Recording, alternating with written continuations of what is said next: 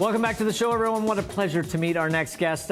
She is, of course, stunningly beautiful, but she is using what she's worked so hard for to do some great good in the world, and we love this project. Absolutely, because everybody in Vancouver needs an umbrella for 10. I am holding a Maji umbrella, and here is Ubah Hassan to tell us more about it. How are you? How are you? Hi, First of all, you have the longest legs I've ever seen in my life. My goodness! Like, when I put my feet flat on the floor, my knees are pretty much level Wait, you with have my to sit back and show her how you can't touch the floor on this couch. this couch is a little bit better as we go. Ubah, He's quite handsome, though. you have such an amazing... Keep talking. Shh, don't interrupt Ubah, please. She was talking about how handsome you are. Ubah, you have such an interesting story. I don't know where to begin, but tell us a little bit about Maji umbrellas and the story behind it. Well, last year, the drought in East Africa, that the news broke, and all over the world were talking about how the emergency that they needed in Horn of Africa, how they haven't had rain in almost 2 years.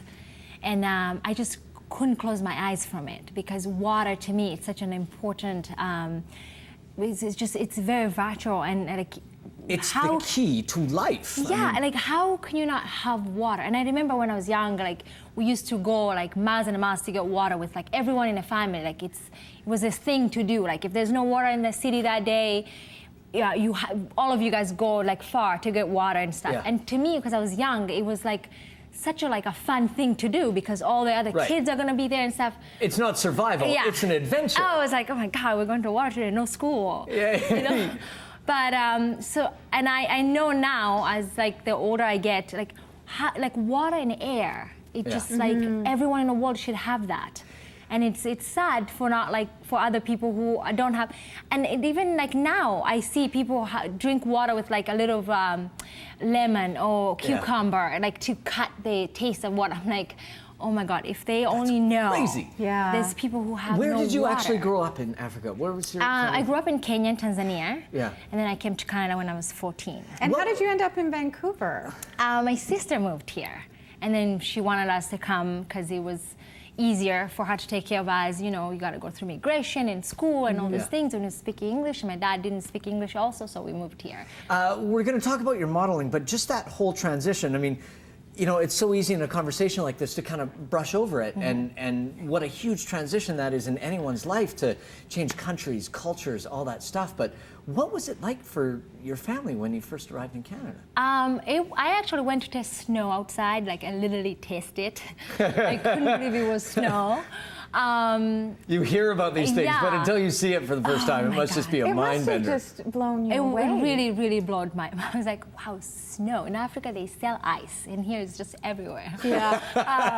Welcome to Canada. Welcome to Canada. But because I was younger, it was easy for me to translate, to just be in this country. McDonald's made it really easier for me. It was the most delicious thing I've ever tasted. But it was quite hard for my dad. He didn't have friends, didn't speak the language. He didn't go to school like me. Later on in his life. Later in his life, he didn't want to come to Canada. He wanted to stay and like be in his country because he loved his country and his people. And so it was sad to see that.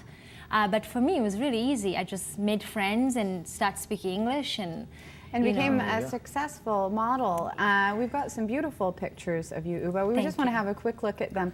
And maybe you can tell us how you enjoy the modeling business. You came into it fairly late in your life.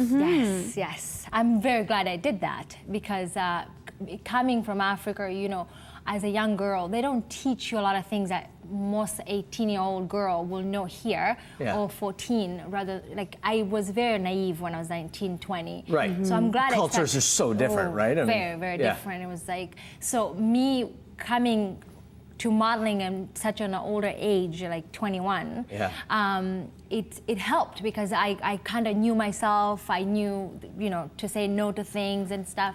But I'm just very thankful. Like, New York has received. And when you get attached to a name like, I mean, we saw part of the ad campaign for Ralph Lauren, and I mean, what a spectacle! I mean, because not only the clothes, obviously beautiful, an incredible designer, an American icon for good reason, but the beauty of the shots and everything around it. I mean, it's pretty stunning to be involved in art, really. Well, Ralph is like, he's a different human being. He's the nicest guy. Yeah. He's very humble. People who works for him are like a family. He's truly having an empire, and just to be a part of it and to do his collection, it was like the biggest honor for me. What was it like for you as a model to find out that you did get that job? I mean, what a coveted job to get. Actually, to be quite frank, I was very excited and shocked, but I really did not know the impact it's gonna put behind all this work for Raf. Till today, I'm like the Raf girl. Right. You get attached to a designer. It just changed me. Like, I started working a lot. Everyone wanted to work with me, and it was like I was the same girl 2 months ago. Like, what changed? But it just boosts you. But there is that fascinating aspect of the fashion world too, where designers have their muses. They have people that inspire them to make clothing, the way it looks, the way it hangs, all that kind of stuff. Yeah, but Raf, I feel like he gets his muse like when no one sees. He gets his diamonds in the dust, and then he likes something. He's not afraid to say, okay, she have never done anything. Doesn't matter. So when I did Raf, I had nothing. It was just me and then Raf. And I saw a wonderful interview with you on with Iman, who is an icon, not just in modeling, in fashion, in business, in everything. Yes. And what is it like for you to have a friend in someone like that in the business? Well, when I heard that I'm going to have an interview with Iman, I thought both of us going to be interviewed. But really, it was her interviewing me. And I went to her office, and I just was so nervous. But the moment I saw her, she was just so laid back, so funny, so human. She's got an incredible wit. Oh my God, she has no filter. She's so confident, and she's so happy on her own skin. So as a woman, when you feed off whoever is beside you, and it just made me relax and laugh, and it was really an interview. And we both, I mean, part of the reason we wanted to have you here, obviously, is because you've lived a fascinating life, but we love what you're doing with the umbrella. It's such a simple idea. And maybe tell us what happens when people order the umbrella. You guys have a very unique system that actually shows you or tells you what happens when you order an umbrella. Yeah, actually, let me go back to your question earlier. So the reason actually this idea of umbrella came, when I heard about the drought thing last July, I said I want to do a party, and I want to invite a bunch of my friends. I want to auction things, even girls, for brunch. I was like, I'm going to do anything to raise money. Right. And so I was like, okay, but if I raise the money, who I'm going to give that money? Yeah, who does it go to? Who is going to go to? So I tried to call UN, and I knew some few friends I know UN in Washington, and everyone was like call that person, call this person, call this.